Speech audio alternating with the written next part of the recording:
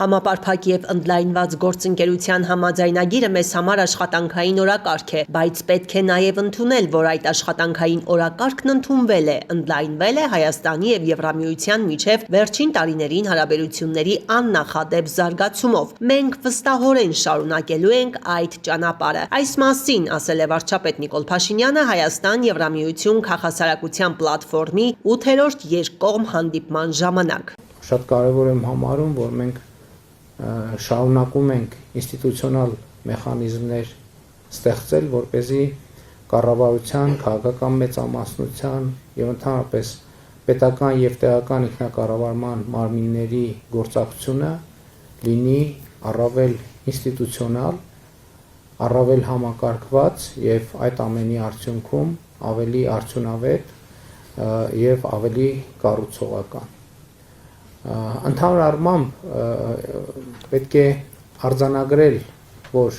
մենք թեև ժողովրդավարության եւ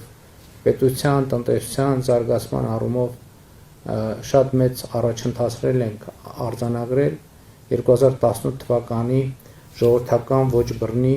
Թավշյա հեղափոխությունից հետո, բայց միևնույն ժամանակ իհարկե մենք առերեսվում ենք, որ շարունակաբար ունենք լրջագույն խնդիրներ եւ այդ լրջագույն խնդիրների լուծումը մեր օրակարգի առաջնահերթությունների մեջ է, բայց նաեւ այդ խնդիրների լուծման բանաձևեր փնտրելիս մենք գոնե մասնական տպավորությունը կարող եմ ասել, բախվում ենք առաջին, նույնիսկ երկրորդ, նույնիսկ երրորդ հայացքից աննկատ խնդիրների, մասնավորապես դա ընդունված է անվանել հիմնական հասկացությունների ճշգրտում։ 2018 թվականի հեղափոխությունից հետո թերևս ամենամեծ քննադատությունը մեր կառավարության եւ քաղաքական մեծամասնության հասցեին այն է, որ մենք արդարության ակնկալիքը ունենալով որպես հիմնական օրակարգերից մեկը հեղափոխության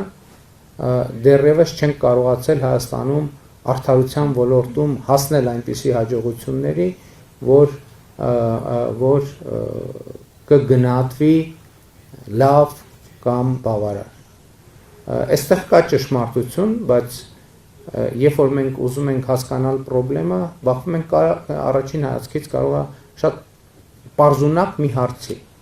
Իսկ ինչ է արդարությունը եւ ինչ է արդարադատությունը։ Եվ պարզվում է, որ այս հարցի շուրջ միասնական ընկալում չկա, ընդ որում ոչ միայն համընդհանուր, այլ նաեւ որոշակի գաղափարաբանական եւ դիտանկյունային էական տարբերություններ կան ընդհանուր մասնագիտական խմբերի մեջ։ Օրինակ իրավաբանները արդարությունը մի բան են համարում, քաղաքական գործիչները մեկ այլ բան, տնտեսվարողները երրորդ բանը, քաղաքացիները չորրորդ բանը, ընդհանրապես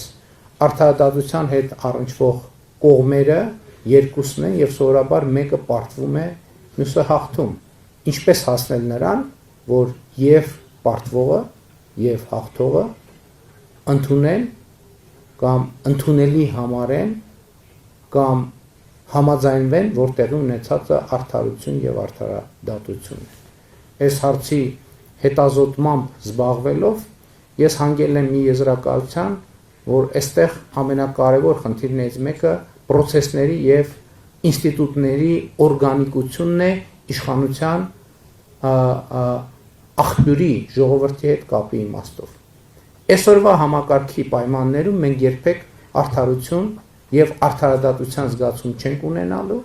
որովհետեւ ես գործընկերներին ասել եմ, որ Հայաստանի Հանրապետությունում դատական եւ արդարադատության եւ արդարության համակարգերը հիմնականում չունեն օրգանական կապ իշխանության բարձրագույն աղբյուրի ժողովրդի հետ։ Եվ այս խնդիրն է կարևորագույններից մեկը, որը մենք պիտի լուծենք առաջիկայում նոր սահմանադրություն ընդունելով։